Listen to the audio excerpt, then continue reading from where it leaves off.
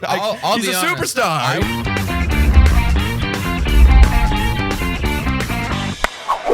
Hello, everyone, and welcome to Blue Jays Today, where you boys always have something to say about the Blue Jays. I am your host, Nicholas Playlog. And I am your host, Adam Peddle, and today we have another Blue Jays MLB spring training update. This will probably be our last one before our Blue Jays Today show coming out next Monday. That's right. Yes, but before we get into it, guys, make sure to hit that subscribe button, like button, comment down below. And also, if you want to be entered into that jersey giveaway, make sure to sign up to Monkey Knife Fight. Must be legal gambling age. And using our code TODAYJAYS, you will literally win a jersey, of anyone you want on the Blue Jays, and you'll be entered. You can also get up to 100% back of your first deposit up to $50. It's a win-win-win-win-win. Support the show. It's a win-win-win-win. Win for everyone. Yeah, man. Yeah. So let's do this. Let's break down. How about we go MLB first, and then we can go Jays. So, and just give like our quick 1-2 thoughts on what's going on with this MLB stuff so far. So,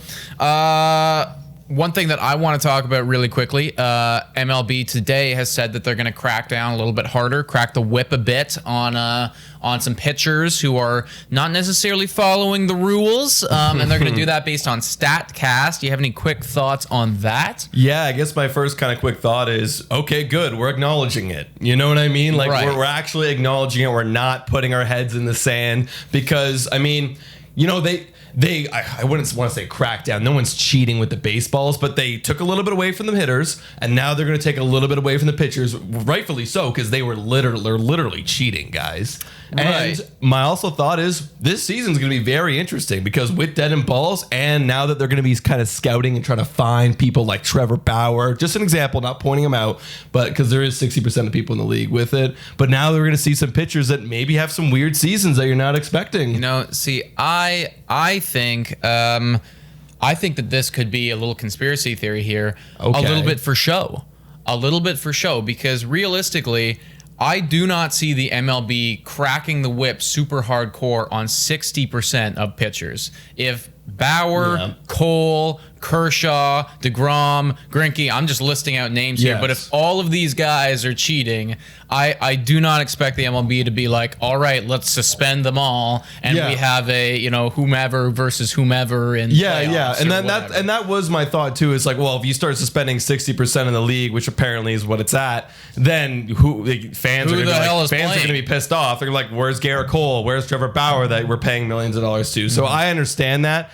However, you know, I feel like, you know, a regular suspension of like 60 games shouldn't be in order. Maybe like you miss like 2 starts or something. Something a little minor where it's like, just fuck you. You know, like you're doing a bad. No, slap on the wrist, because that it can't be full suspension right away. I think that we're going to see some little things like that, but I don't think it's going to be you know, everything, right? Because somebody like Trevor Bauer, for instance, like he just signed a massive deal, man. Like nobody wants to see this guy get, you know, suspended for X amount of time or whatever. Like that is bad media coverage. If you really hate if someone out there is like, I'm a fucking Trevor Bauer. Yeah, well, absolutely. You know, my life. Like, and honestly, if you're a Padres fan, you're probably like suspend the shit out of this guy. So for sure, but I'm taking the mindset right now that it's like the MLB doesn't want to have too much bad media coverage, and I think that if it was truthfully released that all of these aces, all these household names are cheating,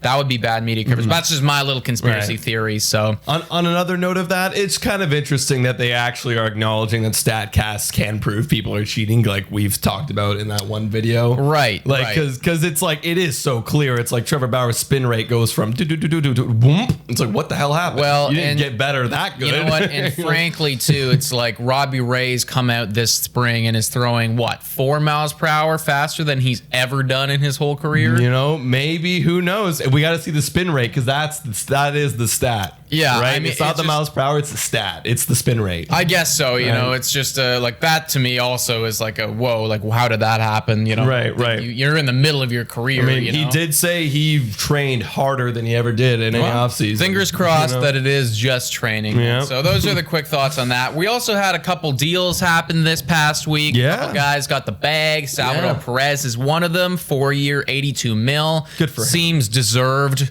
He went through so much. You know, yeah, exactly. Tommy John and everything, and it's good for him. Exactly, bro. And it feels like he's still only 30 years old. So if I'm the Kansas City the Royals right now, I'm thinking, hey man, like we have one of the best catchers in the league. Let's build a little squad around this dude. We're gonna have him for a while, and he'll be a veteran presence. And they're on their way. They're making some moves. They're not gonna be, who knows? They may not be complete in 5 years, but hey, if they are having a chance, if something goes wrong in that AL Central, and they have an ability to maybe squeak into a wild card, you got your boy. Having an elite catcher is definitely something that's super highly rated in this league. We know how valuable they are on baseball trade values. Oh God, Salvador Perez got to be the best player.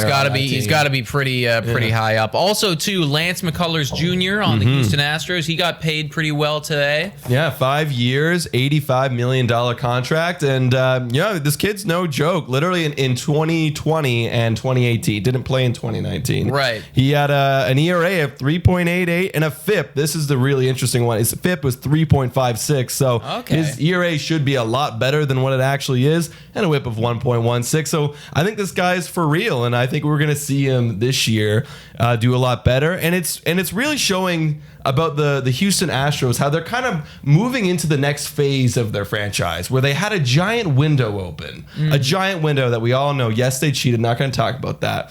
But they had all their all-stars, all their young guys coming up. They had the stud pitching. Now they're losing some guys with some contract years are coming up. Now they're kind of turning over a new leaf. They have new pitchers kind of coming up. They're locking down one of their main pitchers that's going to be around for the next 5 years. They got Jaco Odorizzi now. Well, maybe Carlos Correa. So you're going to see a phase 2 of the Houston Astros franchise. And that's the way to stay competitive. It's like you gotta figure some guys that you really trust and you really like and get them to some team-friendly deals before they turn into aces down the line. So I think that this is one of those polarizing options where if he busts, then he busts, and that's going to suck for you guys. Yeah. But if he does become the guy that I think they think he is, then this is going to look like a really sweet deal a year, 2 years from now sort of thing. So that seems pretty good on their end. Also, too, I wanted to bring this up because we're not going to be talking about Pittsburgh Pirates a whole lot this season,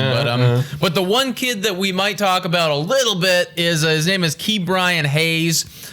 He's like the one little bright spot. He's like 24 years old, third base guy over there, currently leading spring training in batting average. So what's his batting average? 450 right now in the like a sizable amount of at bats. Even more than Vlad?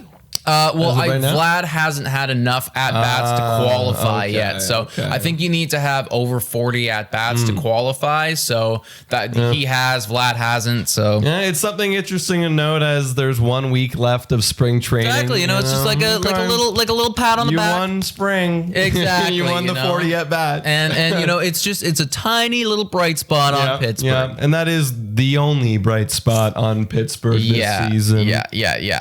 I agree, man. And then also 2 other young guys on Boston, Michael Chavis, Bobby Dalbec, currently tied leading the league in home runs. Bobby Dalbec, and they're fighting for a starting job. You know what I mean? Yeah. So I feel like they're gonna lean towards Dalbec just because Chavis has already kind of been with the team a little bit. Maybe they use him as a bench option, kind of that. But Dalbec's got the upside, got that rookie status. Yeah. I would love to see that. Yeah, man. And we evaluated him a little bit when we were breaking down Boston, and in an isolated number of at-bats, he had 600 slugging. So that was last season. When you come out in spring training and you're leading the league in home runs, I'm starting to look at you like you're no joke. Yeah, exactly. I want to see me some Bobby Dalbec this year. That's for sure. Yeah, absolutely. What else for news? Lindor is awesome. Lindor is I feel like he's getting that. We knew that. 4 home runs, 1.059 OPS. Just love it. Love to see it. Also, speaking of how Lindor is awesome, I'm sure that you heard rumors about him they're working out an extension or something like that. Yeah. Like they offered slightly less than 300, and then he was like way over 300. Of course. So I assume that this is going to be happening. You know, they're going to be like doing that back and forth for a while, playing that little tennis all game, year. and they're going to meet somewhere in the middle. Yeah, all year. You know, it's going to be interesting. I'm not fully sold yet that Lindor is a lock to go back. I would assume that I'm leaning more towards that he will, just because like you've seen it happen with Mookie. But I'm not like sold like, oh, for sure, absolutely. You know, you never know what could happen. Mets management's been kind of rough this offseason. They've gone through a lot of changes. Who knows what's going on? But I will say about the Mets management is that they're not afraid to pay up and get the job done, I think. And I feel like that's something about this management. Like they've been firing off shots, and they've already been, the fact that they're already offering up extension stuff, and they're in conversations with Michael Conforto too to get get a deal done. Damn, like they are paying right now. They are paying money. Yeah, exactly, dude. Like, and I think that they're ready to do so. I do think it'll get done. I think that it's going to be a deal that we'll see happen at some point. Okay, let's see it. Yeah, I mean, the only other thing I have is Bauer gave up 3 home runs.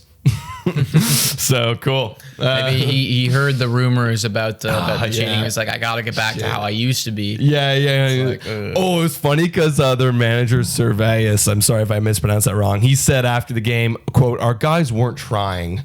Which, I mean, shut up, dude. Like, what do you mean they're not trying? Yeah, you're not trying to win the ball game, but you're trying to perform. No way Bauer's not trying. I watched the videos. Grunts after every pitch. Yeah, they're not trying. Maybe he was talking about the infield or the outfield or something. I'm not sure. I don't know, but I was referring. Bauer's usually out there trying. Bauer's out there trying pretty hard. Yeah.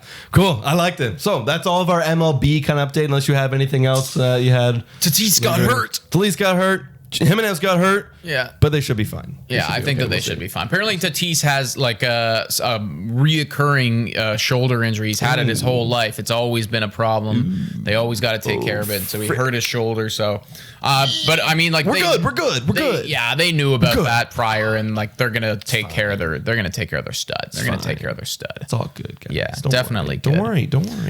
What's not super good is all the injury stuff going on with the Jays, man. And I feel like we got to.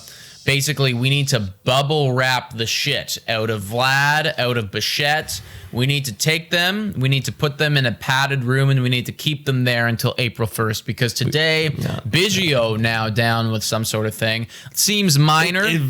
Minor pinky. But a pinky thing, I think he took a ball off of that. Yeah. You got an X-ray. It's negative, so it's fine. So we're good. He just got it jammed. They were just being cautious. I mean, if you found out, Biggio is hurt, he's like, hey coach, my finger. I don't know. It's my Biggio impression. Actually, my Biggio impression is more like, hey coach, like my finger's hurt. He's a pretty monotone kind of guy. Okay. But Montoya's like, oh shit, we just lost Yates. We just lost.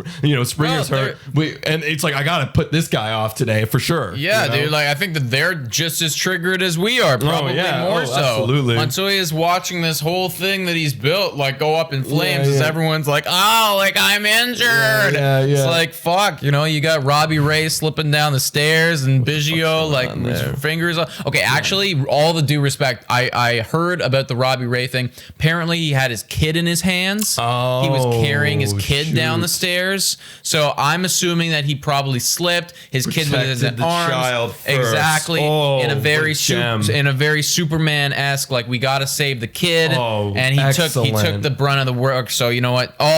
We were kind of making fun of him for slipping, but very clearly he was playing dad. He was getting the job done. So all the respect to Robbie Ray. Robbie Ray. Not only is he an ace on the field, hopefully, but he's an ace in his child's eyes. That's right. That's right, man. So you get that elbow, you get that good, man. And Biggio, you get that pinky good, and everyone else, you better fucking no one from now on. You know what? I remember how the Yankees were getting pissed off at Alek Manoah because he hit Aaron Judge. I'm going to start getting pissed off too. If anyone takes a pitch, anyone gets hurt in any way, from here on out, I'm triggered. We cannot have any of this anymore. Yeah. We're staying in our box. If it means we're not going full out in spring training, then you don't go. No. I think we need to still get your reps in and shit, but no. Let's be safe. We've gotten most of our reps in. I know they want to hit like a count of at bats at like around 55 for a lot of our starters. They were talking about that. So but just be safe. Don't be trying to stretch a single into a double. Don't be trying to, make a fancy play in the outfield, diving and shit. Like, just be careful, boys. Just chill, man. Just chill. But when the homers are there, you take them. And Bo Bichette did that today, man. 3 for 3. That's good because I wasn't worried, but I was like, no, you know what? I was very slightly concerned with the way that his spring was going. I started becoming worried when I saw the pitches that he was swinging at 2 strikes. Yep. Because there was multiple times, whether it be a slider that's already starting off the plate, breaking even further away, or a fastball running up at his eyeballs. Either way, he was swinging. He was off balance. There was moments there where he went back to his before his 2-strike approach. He had his leg kick in during the 2-strike approach. I'm like, ooh, we are trying to make something happen. However, Bo Bichette's amazing, and he proved me wrong. He hit a 2-strike approach with the leg kick with a ball off the plate, hooking into the right field for an RBI single. Yeah. So he's a superstar. I was more concerned about his not 2-strike approach, just coming up to the plate. It's 0-0 right now, and I felt like this guy is a pitch is completely not something that you just take, right? And this guy is trying to make something happen and really swing for the fences. So yeah, he was letting it loose. Maybe the stretch of weeks this week where he was just I'm gonna try my power stroke. Yeah, I'm just gonna fucking rail. I'm gonna see what happens, and I hope he saw. I don't know if he did his power strokes on his 2 home runs. He didn't. They were oppo taco. He let the ball travel, took it the other way. That's the way to go. I've never been a fan of just fucking hacking. Never have I been a fan of just going up, I'm going to fucking swing Unless you really see it, bro. Unless you see that, you know exactly where that ball is going to be. You know exactly where it's be. But see, most of the time, people miss. But when they do connect, it's a fucking moonshot. But you just stick to the fundamentals, take the ball the other way, and hit the ball up the middle. That's where the success come from. Over 900 OPS, T.O., that's what he did. Well, and T.O.'s doing really nicely, too. He's only batting 250, but the power has got his OPS over 1 right now. So, I mean, that's... And he hit a dinger today as well, right? Yeah, he did. Or was it yesterday? He hit one today, and he hit one a couple days ago. He's hitting homers. Man. It's and that's part of the reason I think that T.O. is going to be right up there for home run leaders this year in the entire league, man. If he's healthy, I believe so. Yeah. If he's healthy, I think he's going for another slugging title, because this man has looked just absolutely beautiful. Very calm at the plate. He almost looked too calm one day. Oh yeah. He looked so fucking calm that it was just literally stood there 6 straight strikes. Yeah, or something. 6 straight. He struck out twice and didn't swing once. I think. But then his third time up, he hit a dinger. Yeah, and it was no problem. Exactly. It's and that's the thing. I don't care if you strike out 3 out of 4 times in the game if that 4th time is a home run. Homer. I don't care. That's the qualification for me. Yeah. However, we're always trying to search for perfection in our players. Just swing the bat, but again, you hit a dinger, so I can't blame you. Yeah, and most of my thing with T.O. is that I want him to take more pitches, and I want him to see the ball better. He's being very selective. Exactly, and he's being very, very selective. So you want to work on that in the spring? Be my freaking guest, bro. But if the game matters, now the approaches start to shift a little bit, not too much, not trying to make things happen, but if the game's on the line and you can't be taking things over anywhere near the plate, especially if there's a runner in scoring position with 2 out. Bro, also, I was looking at this and I know that record means absolutely nothing, but since our last spring training update, the boys have gone 5-1. The boys have gone 5, a little clap of appreciation. It's all right. 14-8 right now? We're 14-8 right now. Not bad. Yankees, they're not that good. Oh, they're not. I think that they're 13. They're either 13-8 or 13-9. So, you know what? We got them by a game, bro. We got them by a game. And that matters. Yeah. That matters. And you know what? Obviously it means absolutely dick fuck. I was gonna say a thing about like, you know, like our pitching versus their pitching, we're baiting them, but like literally our pitchers we're putting randos in. The situations don't matter. Well, the starters of our guys are beating the starters on their guys. They are. And they actually had the second best starter ERA this spring. And we have the first best ERA this spring. Oh, shit. So there you go. Exactly. And wow, that's scary, actually. Yeah, the fact is, like, the fact is, like, I don't think of the Yankees rotate. I think Yankees rotation are a little bit above average with their potential question marks and with Garrett Cole. And I still think ours is definitely below average. Yeah. But the fact that like our rotations that are like aren't highly touted are like, you know, best in spring training for starting pitching. I mean, that's pretty cool. That's pretty cool, man. But obviously some of this stuff is not sustainable. Like, I mean, Robbie Ray is not going to be pitching for 1.98 ERA. And also think who are we facing right now? Yeah, we're facing Pittsburgh and the Tigers. Yeah, exactly. We're facing no ones. We're facing AAA guys. Steven Matz right now owns a 0.9 ERA. Like that's not going to continue. Obviously very nice to see because the only thing that you freaking Mets fans have been messaging us is this guy, you like, haha, like sucks. Don't get fooled, guys. He's like, bad. It's like, I know. I looked at the stats. I'm not fooled. But guys, we have to believe in something. But I gotta believe in something. You know what I mean? And I'll be honest, man. From the outings that I've seen from this dude, I've been liking what I've been seeing. Oh yes, I have been liking. And you know what? You know who else I'm starting to believe in? And they were not facing the Pittsburgh Pirates or the Detroit Tigers. Is SWR.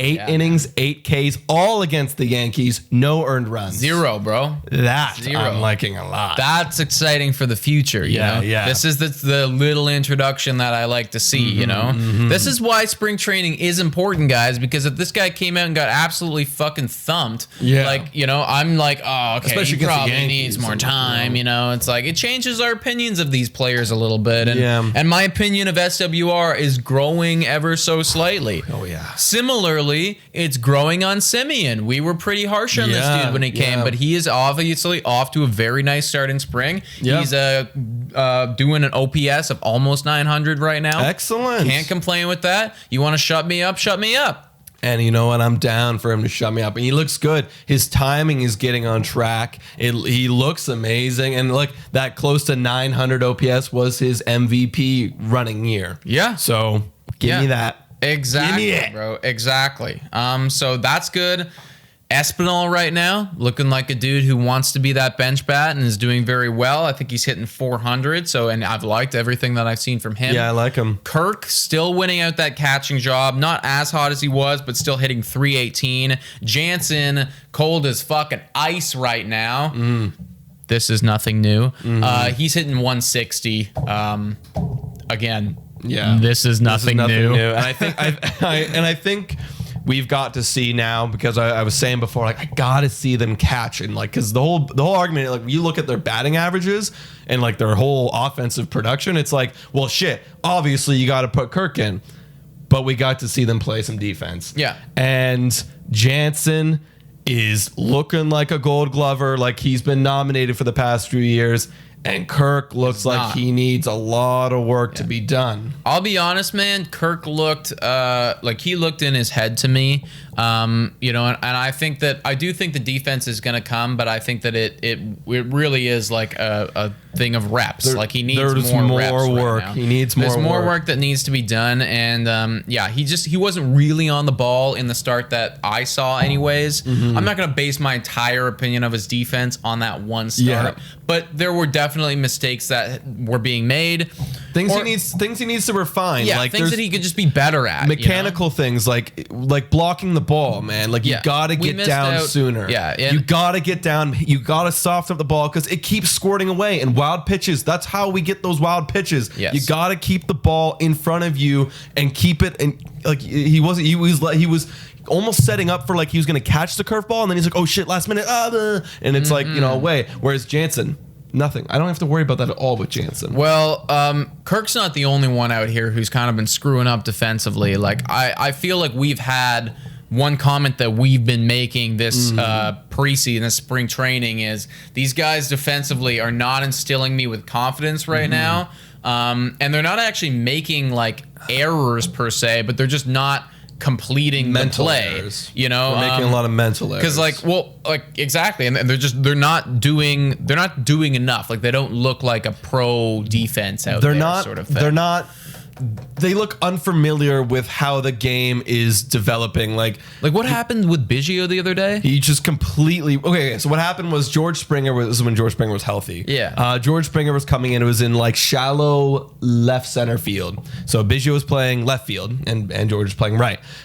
George looked like it was his ball all the way, and George should have called off Biggio. Maybe he was just being too nice. I don't know. But Biggio had a longer run at the ball, and Biggio was calling for the ball. Biggio was being a little bit too aggressive. When he should have realized that area either is A, the shortstop, or B, Springer. Like you're the backup guy in case those guys miss. Springer should have called action there, called off Biggio. Even if he's running in full force, Biggio's a smart enough player to be aware that is not your play, and it's fully George. George let it go.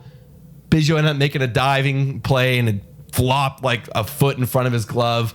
I think I saw Lourdes do the same thing, not for that kind of same play, but more of he didn't have enough time to get to the ball to make a catch. Instead, he went for the dive when the ball was way in front. He should have held up, took the short hop bounce into his glove to keep the runners from advancing. See, that's interesting because that wasn't the play I was talking about. Oh, what were you talking about? The play I was talking about, and this wasn't called an error on the field, but a guy was coming into third, and somebody, I forget who it was, but Biggio was at third. Somebody whipped the ball over to Biggio, and it took a bounce, and he just missed. Like, he just missed the tag. I know the play. Okay, that one was harder for Biggio. I'm not going to blame him too much because I did see the replay on that. It was Randall Grichuk. It was a runner on first, single to right field. Randall Grichuk was playing right.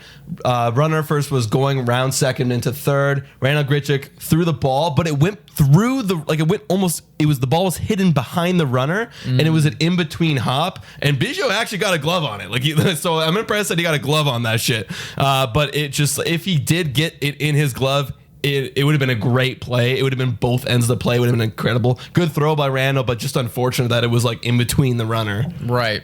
Yeah.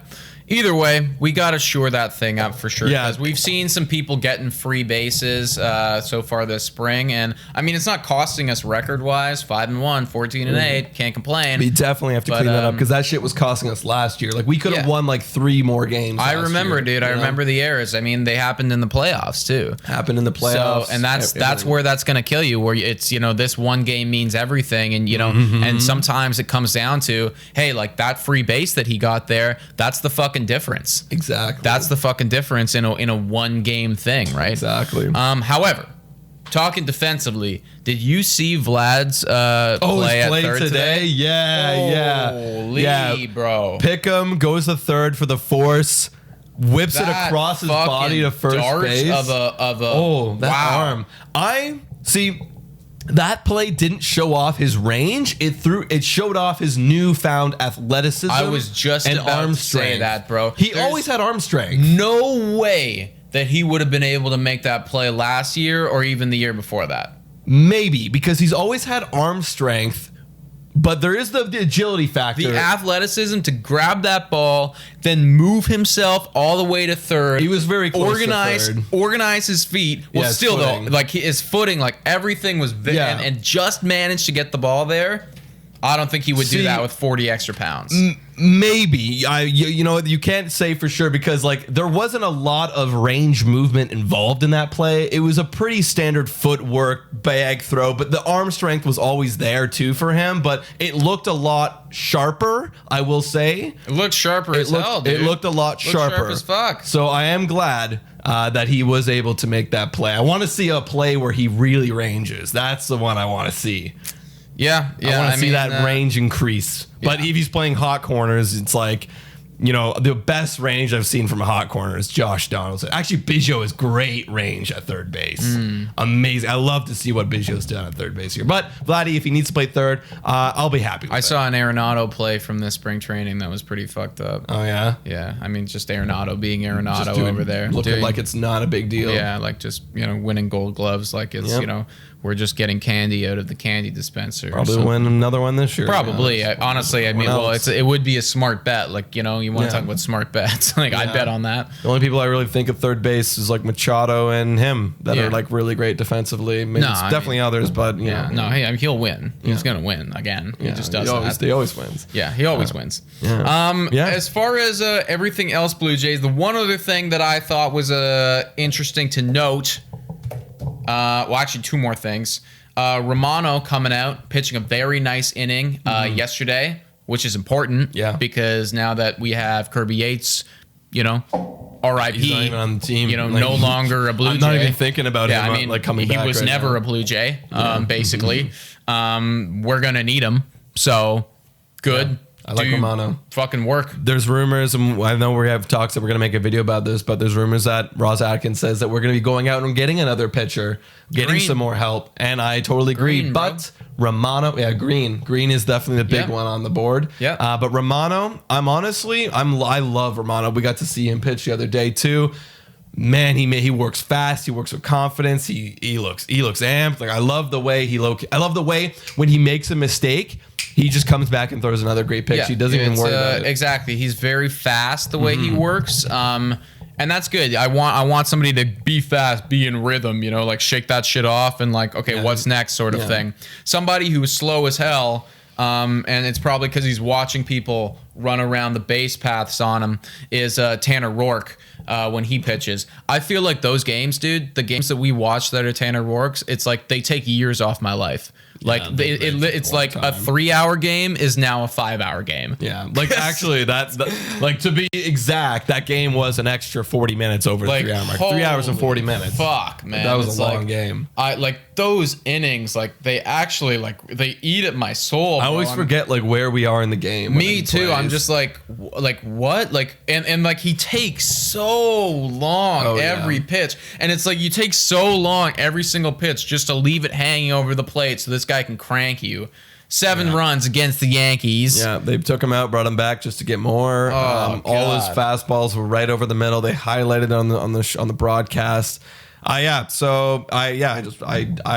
hate him. And actually, it's funny now. Other analysts, they're saying our rotation now is Ryu, Ray, and Mats are the core 3. Roark is now up for question marks, and I agree. Yeah, he should be, bro. He should be. Well, at this point, like, he's just truthfully detrimental to the team. He's not helping us in any fucking way. No.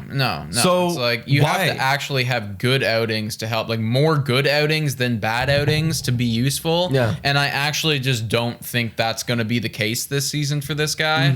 So anytime, like, here's the thing: if you're asking yourself, shit, in order to win today with Tanner Roark, we probably need 6 runs. You probably don't want to play that guy. No. You definitely don't want to play that dude. No.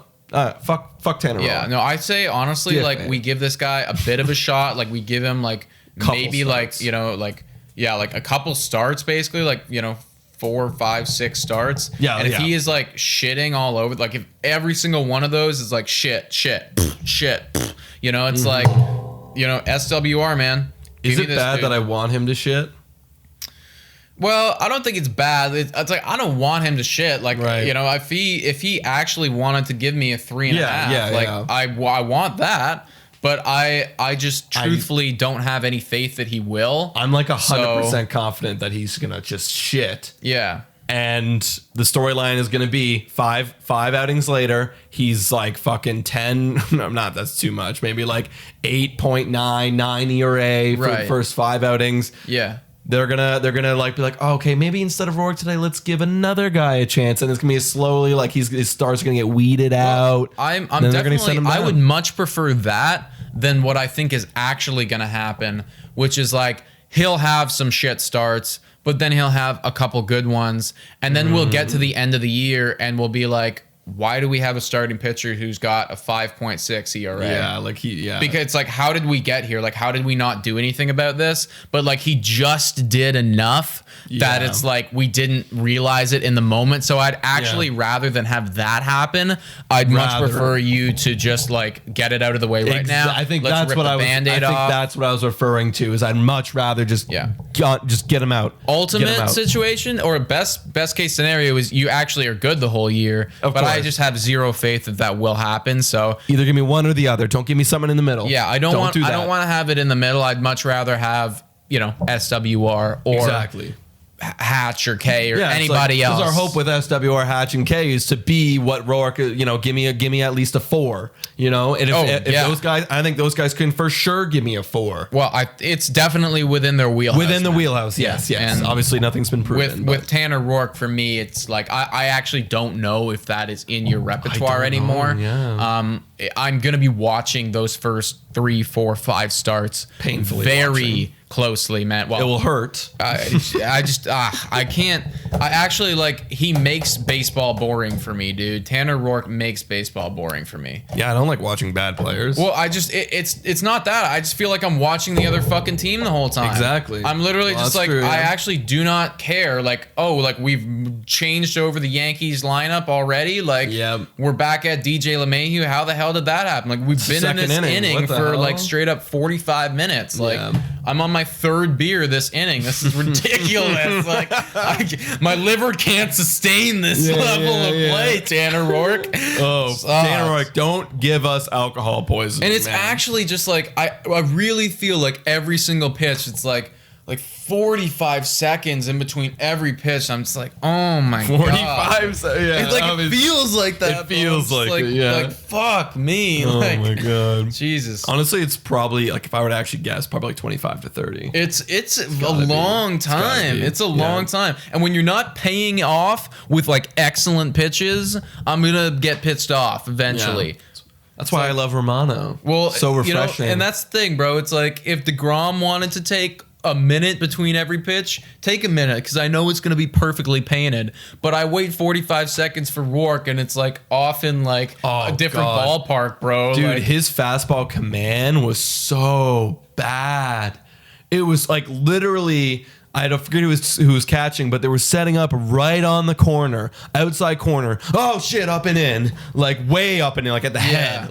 It was bad. No, he actually there's no rhythm, or it's literally nothing. It's if I took a gun and I just spun it on a table, and it's all right, fire whenever. It's no idea where this bullet is going. It's in and I know you haven't played the show yet, but in the show when your pitcher's rattled, the ball goes like this. It goes like this all over the zone, and you're where am I gonna throw this ball? It's actually I could hit the perfect spot, or I could kill that girl in the stands over there. No idea where this is going. Yeah. Everybody watch out. Yeah. Oh my god. Wow. Yeah, well, fuck, boys. Well, this is going to be a long, long season, guys. Yeah. So let us know, guys, in the comment down below. What do you think about all this news? I guess we'll jump off that last thing. What do you think about Tanner Rourke? Would you rather? You got 3 options, okay? Would you rather Tanner Rourke be good? Would you rather Tanner Rourke be bad and then SWR gets the chance? Or, which I don't think anybody should ever take, him giving us a 5 ERA? Let us know in the comments down below. And you can check us out on Spotify, Breaker, Anchor, Radio Public, and Google Podcasts. Also, please make sure to like, subscribe, comment down below, the whole shebang. Also, Today Jays is the code. Monkey Knife Fight is the site. Make your first bet, make your first deposit. You'll be entered to win a Blue Jays jersey of your choosing. Patreon. Fuck, we did it again. Alejandro Kirk. This is your 3rd time. This is your 3rd shout out. It's 3 back end shout outs equal 1 front I think it does. But yeah, we've shouted this guy out a bunch. So thank you very much for becoming a Patreon. For $3 a month, you guys could do it too. And you can call into the show on our Wine Unwinds. We get tipsy, we get messy, and we get very silly, and we talk about random stuff. So definitely do that. Also, Instagram, Twitter, TikTok, and Relevant. All of the social media platforms. As well, guys, if you want to buy our merch, that's all in the description down below. Rep, we got a sweater in there. We got a t-shirt in there. We want to be a cool guy. We should get those sweaters, actually, because they look really good on Cody. Yeah. Cody Mayo, another one of our Patreons. Shout out Cody Mayo. Yeah, shit. I guess we don't even have one. Yeah, we gotta order. We should probably order our own merch to promote it. Yeah, we have the shirts. But we don't have buy our merch. Yeah, so. Literally. Oh, and I'd wear that a lot actually. Late nights, going out. Yeah, I don't know. The sweater is pretty elite. It is pretty elite. The sweater is pretty elite. It is pretty elite. Also, guys, join us on Relevant. because after Wine on Wines, we're going to be having our little post show tomorrow drunk. night, guys. 9 or 9:30. 9:30. Yeah, something like that. 9, I think, is when it's going down. 9 to 9:30. Yeah, we'll be there and we'll be stupid. So check us out on that. And guys, thank you so much for watching. And go Jays, go.